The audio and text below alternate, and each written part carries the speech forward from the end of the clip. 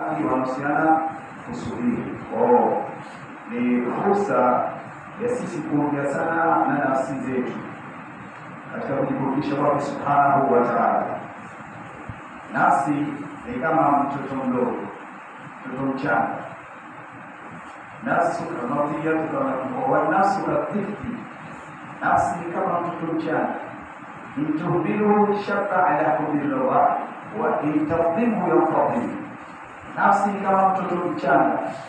Ukiachilia basi tembea vile na kwenda kunyoni, hata kama miaka mitatu simama nyoni, 4, 5, 6 nenda kusoma ni kawaida. Lakini kikamilifu wa intaqdimu yaqdim, na ukiachisha itafanya taacha, atafungwa plasta, atawekwa shughuli ya kugusa kwa mchungu usioeleweka, basi mshafanya ataacha. Kwa tuzungumze sana na nafsi zetu. Nafsi kubwa sana. Kitengenea nafsi basi kwa atadari aliyojua kabisa.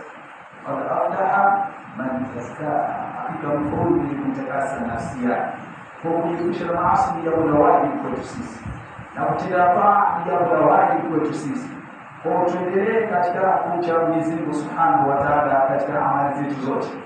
Lakini katika sunna tunabawida tena muakkada, sunna ikitoa muakkada, sheria inakaribia kwa hifadhi. Na wale tukiona hii sunna muakkada, basi ile inakaribia kwa kama fardhi. Katika sunna ni kuwahi katika siku ya leo, siku ya Ijumaa kubwa Nahr. Na sisi kile sana ni historia kubwa ya Khalid Sayyid Ibrahim anamwambia mwanawe ya bunayya inni ara fi manam anni arfa'uka fanzur madha tara. Ewe kijana mwanangu, hata mimi nimeota katika siku zikawa mimi ninakuchinja, basi angalia unaonaje, maana tazamini unachokiona. Hebu angalia mashauriano baina mzazi na mtoto. Sio vipi baba, hapana. Sawa. Mambo mara tunasoma historia yenye mafundisho makubwa ndani yake. Mambo mara angalia unaonaje, fanyeje hivi. Anasema wala kifa mnatoka. Sasa hivi inshallah tunasabirina. Fanya utakalo. Inshallah utajikuta mimi miongoni mwa wenye subra. Mtoto anamwomba baba, fanya ulivyoamrishwa. Utajikuta ni mwenye nini? Mwenye subra. Ni malezi. Tunasoma kwa watoto na malezi mema katika kuwalia watoto wetu. Sawa? Tukiona malezi mema watoto wenyewe wanaiseti. Jambo liko zuri baba hilo usifanye. Baba hili tufanye. Sababu unaendelea malezi yaliyokuwa mema. Na hapa ndipo tunapokosea mstari. Watoto wanakuwa watoto wakaida, tunakosea tukia mwanzo.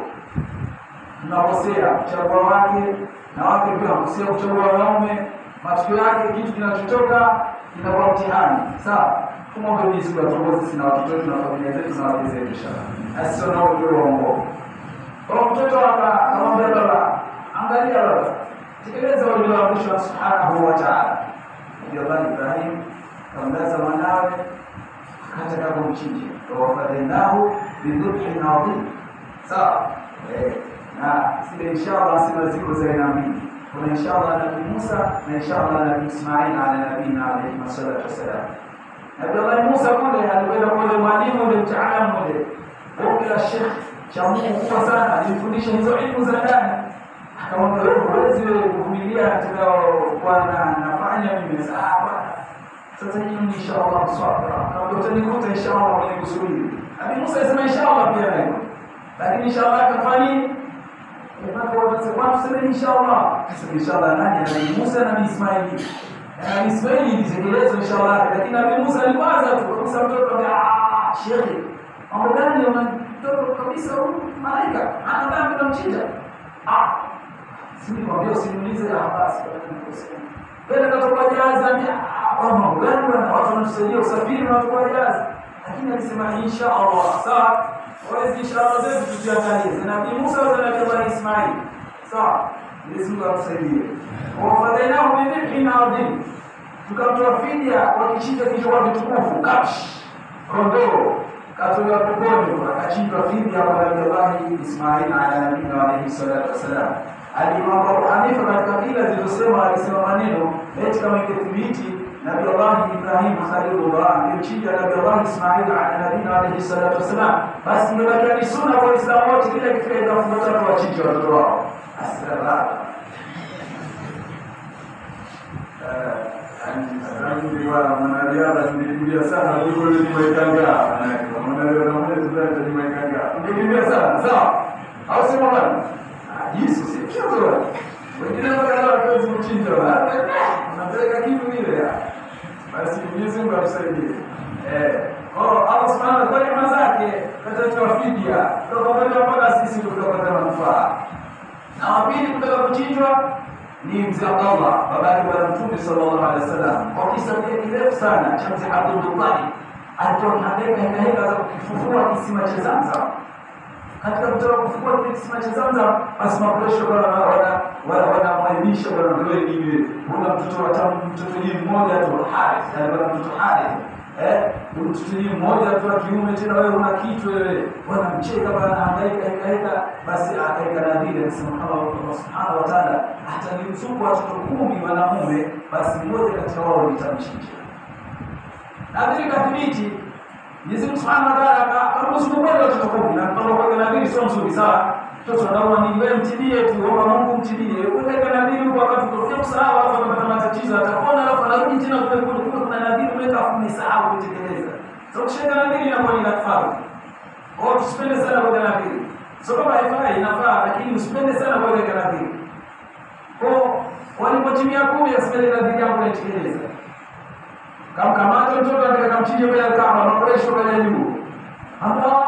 Sababu mtalibi mwisho hapo. Sasa mtakatifu mambo yenye kwa yeye, utakufanya nini? Au nimekanadhiri mimi mchinja kwa sababu asiye mfanyishe, wale hawezekani. Kama habari ile ndefu mwisho katokea wakenda kwa mtu ambaye kaki. Ana maruhani wanasema. Yule mtu akamwambia baba huyo mtoto ili atume fidia pale ngamia 10 afu yeye kwa pale moja afu unapiga mshale. Basi mshale wa kwanza ukatokea kwa Abdallah inabidi achinje. Kabla ongeze 10 wengine. Basi wao kwa 10 mpaka wafika ngamia 100. Kwa kufika ngamia 100 akarusha ule mshale katika nini zao za Quraishi. Ule mshale ukamkia kwa ile ngamia ndio achinja ngamia 100 na siku ya siku kana ngamia akachofia ndege watu. Kila mmoja anataka tu maisha ya sosi ni ngombe tunakubaliana. Wakachofia kabisa. Mambo yakawa mazuri katika mji wa Makka pale. Kwa akamtoa fidia na biolaki na akatoa fidia ya Allah kwa ngamia 100. Na ndio maana Bwana Mtume sallallahu alaihi wasallam anasema ana ibnu dhabihani, mimi ni mtoto wale walitaka kuchinjwa wawili kwa sababu nasaba Bwana Mtume tunapata kwa Sayyidina Ismail na babake Abdullah pia alitaka kuchinjwa. Kwa sababu ana ibnu dhabihani, mimi ni mtoto wale dhabihi wawili walitaka wachinjwe kwa ajili ya Subhanahu wa Ta'ala. Tunatikana tuwe na malezi mazuri, walio watoto wetu vizuri na watoto tu wasikifu kwa wazee wetu. Tuone ifanye mambo mao. Mambo baba, afanye wanalotaka wanalokusudia. Sio kwa fikra na mawazo yako. Hizi kwa tuongoze kwa hiyo. Lakini pia swala la roho pia tutafanya kama militari. Na Mtume sallallahu alaihi wasallam katika hadithi ya Imam Tabari kwamba wajibatabiha nafsu yote ni wahi chinja hajafuta hali ya kuwa ina furaha moyo wake, yani kuridhia. Na unaweza kufanya jambo na ndio kuna mtu yako swali sana, swali nyumbani hapo wazee kama hofu. Wewe swali tena ngapi unachukua vile kwa swali msikati.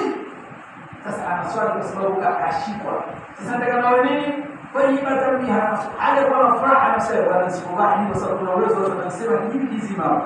Labda ana uwezo tu kuchinja kitu kimoja basi kashindwa atakondoka sikashindwa hapo nafsi yako katika ile raha kabisa. Bwana Mtume sallallahu alaihi wasallam anatuambia ile fahia yake kana katika hijabu minana itakuwa ni pazia baina kila baina moto. Leo unaona ni mnyama tumechinja mdogo lakini ni pazia baina wewe na baina moto jehanamu. Yesu tuatulinde na moto wake. Si ndio tunapata moto kuna ile toku na nafsi pia kwa Mwenyezi Mungu asaidie. Na Anas radhiallahu anhu hadithi ambayo imetoka katika sahihi asema nimemuona Rasul sallallahu alaihi wasallam akiwa wahi kabshi wawili wenye mapembe, yani wale kondoo waliokamilika wazuri wenye kupendeza wana mapembe, aliwachinja kwa mkono wake alayhi salatu wasallam. Alikuwa anaweza lakini mimi siwezi wengine naweza. Yeye kichinja kwa mkono wake alafu akipiga bismillah akipiga takbira bismillah Allahu akbar alafu anachinja asema nilimwona alayhi salatu wasalam ameweka nyayo zake katika zile kwato za wale nyama amewazuia akachinja. So na wamchinja alafu na machana mpaka kabarika sawa. Wa alihu dhamihatakum, kistarehesheni kichinjwa chenu. Mmoja wenu mtume akitaka kuchinja falihida shafatahu, alinoa jisu lake inaonekana vipi sasa. Alafu kilipenyeza fasta bismillah Allahu akbar mara moja tu sawa. Hapo ndio kumekistarehesha kichinjwa chako. Basi kwa mtume sallallahu aliwachinja kwa mkono wake. Kwa mkono wake alayhi salatu wasalam ya bismillah kama takbira. Na katika hotuba yake aliyotoa sallallahu alaihi wasallam siku yake akasema inna awwala ma nabda'u min yawmina hadha, jambo la mwanzo tutalianza katika siku ya leo amuswali kama hivi tutaanza kuswali tumanaki afana kisha tutarejea nyumbani tutachinja kama tutakavyotoa kwa manfaala faqad asaba sunnatana, yote tukifanya katika mtindo huu basi huyo ndio amepata sunna yetu mwenyewe kwa Mtume sallallahu alaihi wasallam. Toka kwa nafasi basi fadhila zake na neema zake na baraka zake. Sayyidat Aisha amesikia Rasul akisema ma amila ibn adam min amali yawm an-nahr ahaba ila Allah min ihraq dam, hakutenda mwanadamu amali yoyote siku ya kuchinja yawm an-nahr kama leo ilipendeza mno. Sio kupendeza tu, inapendeza sana kwa subhanahu wa ta'ala min ihraq dam, kuliko kumwaga damu. Na anasema alayhi salatu wasalam wa innahu latati yawm al-qiyamah biquruniha, na hakika kitakuja hicho kichinjwa hicho kichinjwa upya yako siku ya kiyama biquruniha, na mapembe yake wa sha'riha na manyoya yake wa dhafia na kwato zake, yote itatiwa katika mizani hasanati zako, hakutabakisha hata kimoja. Kwani tunakula vyote, tunakula kwa sisi utumbo mavi nini kwato tunakula ndio vyote katika mizani hasanati zako. Kila mmoja ana kilo 10 akishachinjwa anaweza kama kilo 5 sawa, lakini bila ya Mwenyezi Mungu Subhanahu wa Ta'ala zinahesabika kilo 10 vile pale ya kifadhili Subhanahu wa Ta'ala. Kwa ni fursa ibada kubwa, kama mwaka utashinda basi tujie kimakani cha kwa mmoja tupate watu watano sawa. Wa inna dama la yaqa'u min Allah bi makani qabla an yaqa'a min al-ard fatibu liha nafsa, na hakika ile damu tutakayochinja wallahi kama tunasema inaangukia bila mizizi, inaangukia mahali kabla hajakaa mdarabu, kabla hajarukia katika. Hebu angalia pale masafa baina ya shingo na baina ya ardhi, si nchi moja, sio nchi, sio tufanye kibele kizima nchi tatu, yani baina ya ardhi na ule mnyama alipomweka. Sasa kabla haijafika katika ardhi, basi Mwenyezi Mungu Subhanahu wa Ta'ala ashibukia kuna sehemu sawa.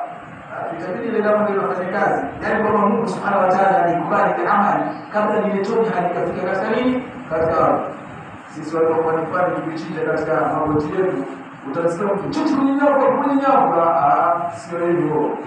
Kama haifanya chochote sawa, ndio mchinja hata kichinja Amerika wewe unafanya huku ile roho Mungu akikubali basi shakuwa sawa. Tuseme itikadi hizo itikadi kwa nazo kwa hizo wa kujahilia sasa mchinji hapo kunyinyapa mshiko uchinje siko kidamu ile roho inafika kwa Subhanahu wa Ta'ala sawa. Hata chindonguja wewe unafanya huko basi tayari shafika sawa. Basi kama mtu sababu ni hapa sana nafsi zetu nzuri zimeridhia kwa inshallah fanye class 3 na sharh moja class 3 tunawaenda ile wazee wetu mashaikh zetu na waislamu wenzetu ala sharh moja wa Mwenyezi Mungu atukumbele kwa kheri na baraka na neema. Lakini pia nyingine kwa sababu tayari tunashakuwa na ikhtilafu ya masala haya au ukitoka usiku kwa mufti tu nimeshauri wangu ukitoka usiku kwa nini mufti na wewe sawa. Sasa kesho kafiri wako sasa wewe hakuhusu sawa au achiwe elimu sio sababu tunasema man afta bi ghairi ilmin la'anathu malaikatu as-sama, mtu yote atakayefatwa basi na ilmu kwa sisi hatuna elimu sio au ni sababu anachoona mimi tunakoti tusiwe sawa. Kwa basi tutafatwa basi na ilmu la'anathu malaikatu as-sama, malaika wa mbinguni wote wanakula sawa. Sasa tunawalele midomo mepesi kila mshekhi kila mtu anasema kila mtu wala maadili sawa, sababu nimesoma miaka 10 mimi Saudia sijui Iraq sawa, nimesoma miaka mingapi basi ndio tuko hivyo sawa. Kwa hiyo swala anakuliachia kwa wengine wanazuo ndio baada imani yako imesema kwamba mimi Arafa ni moja katika ulimwengu, basi shika imani yako, na baada ya Arafa mtaswali hivi basi shika imani yako sawa.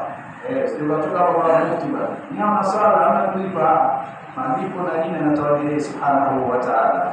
Kwa tufanye klasi zetu tatu nashrah moja ila nashrah Mwenyezi Mungu atujalie na kheri na baraka, atuhifadhi na watoto wetu. Mungu ajalie watoto wetu wawe wema kama alikuwa mwema Sayyidina Ismail kwa baba yake Sayyidina Ibrahim na mama yake Hajar. Inshallah tukizazi vyema na sisi Mungu atujalie tuwe wema pia na wake zetu wawe wema kama vile alikuwa Sayyidina Ibrahim na mama Hajar na mama Sara, Sayyidina Ishaq na Sayyidina Ismail على نبينا عليه الصلاة والسلام.